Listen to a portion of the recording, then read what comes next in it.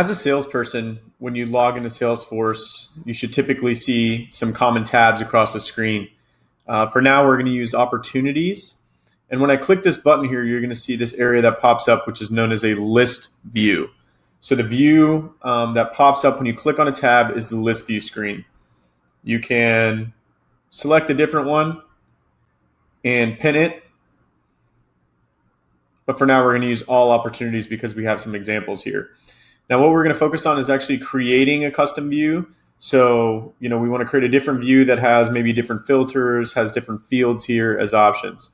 When I click this gear on the top right and I hit new, I'm able to name a view. So I'm going to say all my opportunities.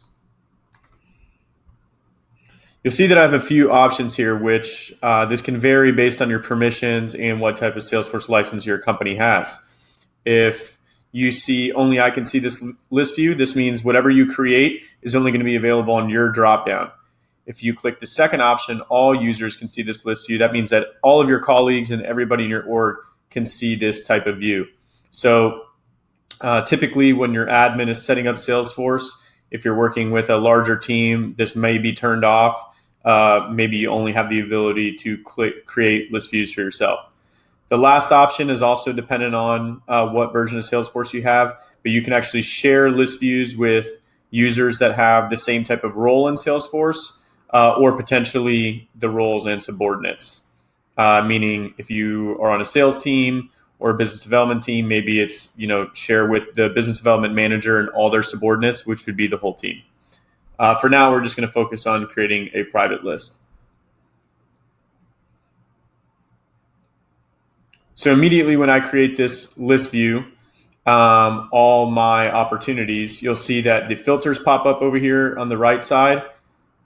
And if I click on this gear again, I'll have a couple different options. I can click edit list filters. We don't need to do that. It's redundant. It's already up. I can edit sharing.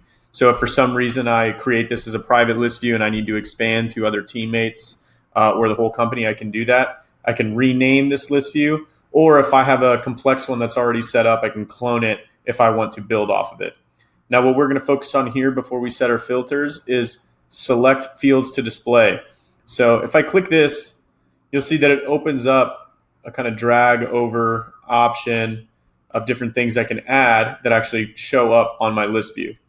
Now, for now, I'm just going to leave it the way it as is, but this is important because depending on what the function of the list is, you're going to want to see different details of whatever record you're on. So I'll hit save.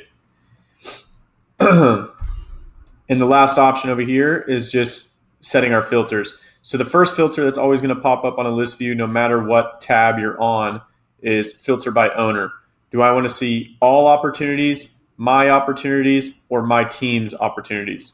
If you have any questions about what your team is in Salesforce, you probably need to talk to your Salesforce administrator because my team is going to be built off of your role hierarchy in Salesforce. So for now, we're just going to focus on my opportunities. My opportunities means anything that I am the owner of. So there might be an opportunity that you're working on, but you're actually not the opportunity owner. That would not pop up in this list. You would actually need to be the owner of the record in Salesforce.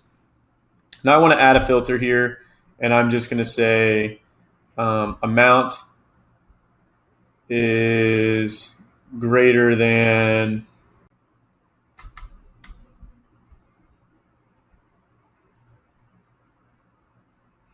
greater than 150,000. There we go. So you see this list was able to get filtered into a smaller list, and it's going to be all the opportunities where I have a value of greater than 150,000. You can add more filters here. Pretty much any field on a record is going to be available for filtering besides a specific few exceptions, and I'll add those to the description of this video below. You can also add some filter logic. So if you ever wanted to get a little bit more advanced with this, we have another video, which I'll also share the link to. But here you can just type out logic to say, if criteria 1 and 2 is correct, or maybe you just need one criteria and a whole list of criteria to be met as well.